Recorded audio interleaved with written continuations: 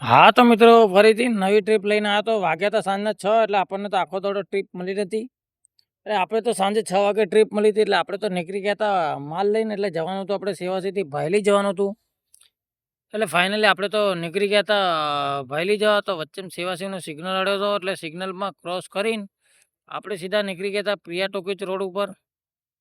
અને તમે તો જાણો છો કે સાંજના 6 વાગ્યા પછી ટ્રાફિક તો આખા બરોડામાં અડે જ છે.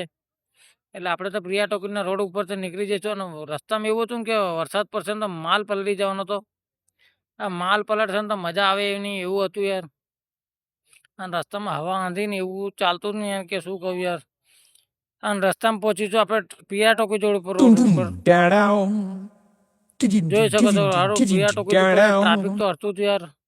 તો ફાઇનલી આપણે તો પહોંચી ગયા હતા આપણી મંજિલ ઉપર.